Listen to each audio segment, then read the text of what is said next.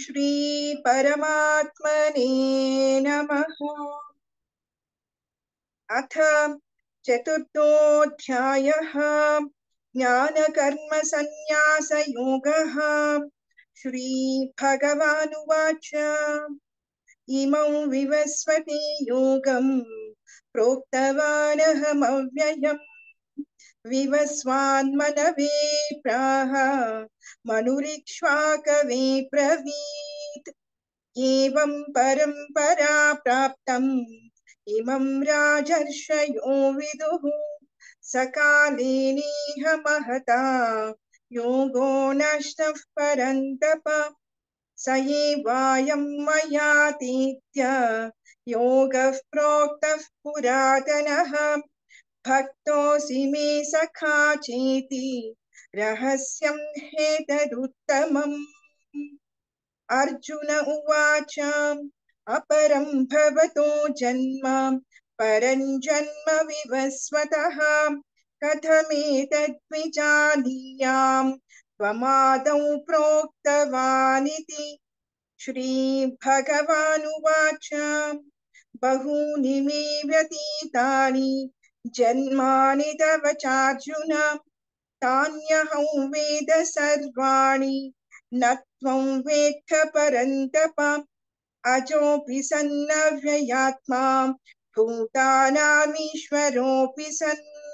प्रकृतिं स्वामधिष्ठायां सम्भवाम्यात्ममायया यदा यदा हि धर्मस्यां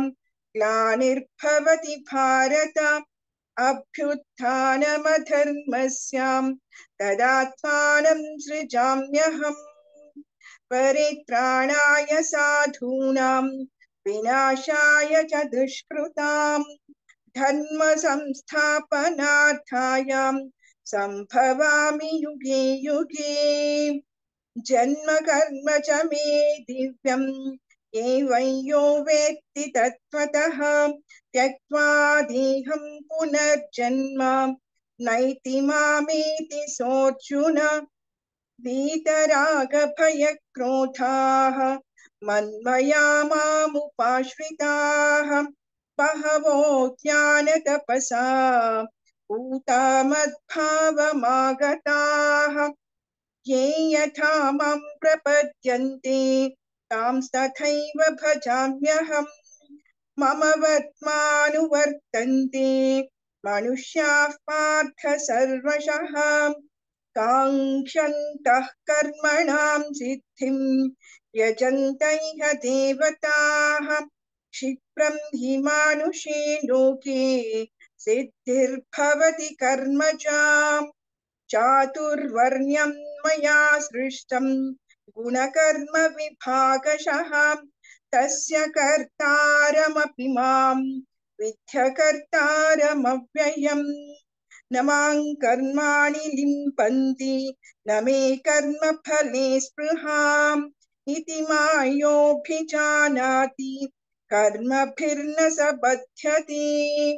एवं ज्ञात्वा कृतं कर्म पूर्वैरपि मुमुक्षुभिः कुरु कर्मैव तस्मात् त्वं पूर्वैः पूर्वतरं कृतम् किं कर्म किमकर्मेति कवयोऽप्यत्र मोहिताः तत्ते कर्म प्रवक्ष्यामि यज्ञात्वा मोक्ष्यसे शुभात् कर्मणो ह्यपि बोद्धव्यं च विकर्मणः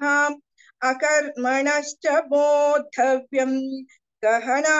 कर्मणो गतिः कर्मण्यकर्म यः पश्येत् अकर्मणि च कर्म यः स बुद्धिमान् मनुष्येषु स युक्तः कृत्स्न कर्म कृत्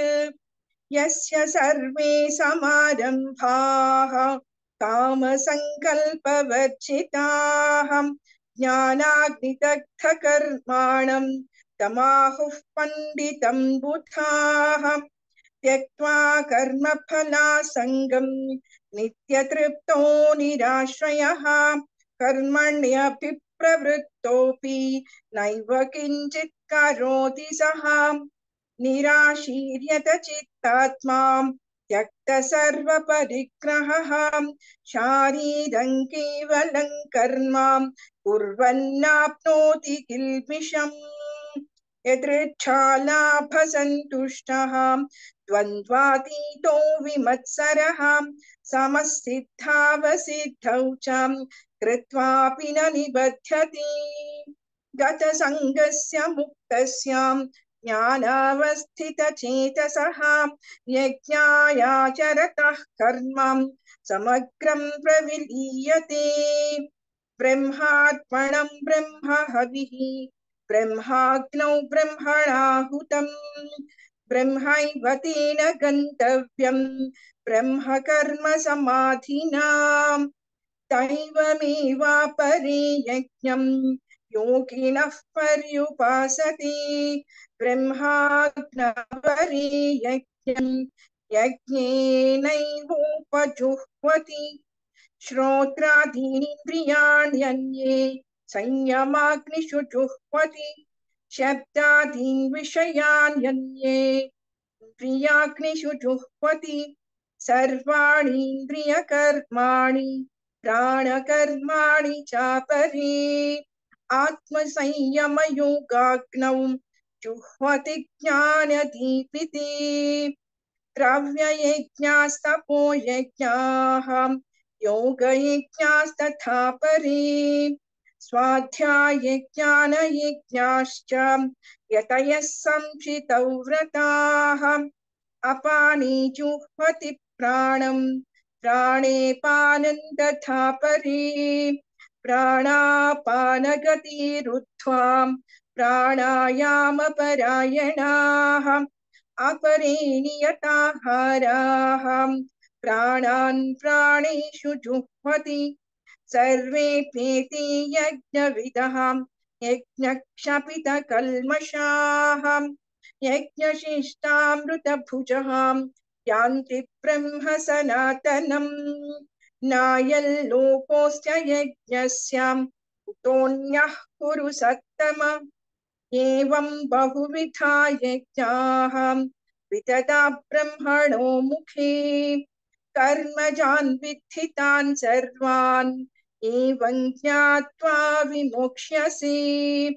श्रेयान् द्रव्यमयात् यज्ञात् ज्ञानयज्ञः परन्तप सर्वं कर्माखिलं पार्थ ज्ञाने परिसमाप्यते तद्विद्धि प्रणिपातेन परिप्रश्नेन सेवया उपदेक्ष्यन्ति ते ज्ञानं ज्ञानिनस्तत्त्वदर्शिनः यज्ञात्वा न पुनर्मोहम् एवं यास्यसि पाण्डव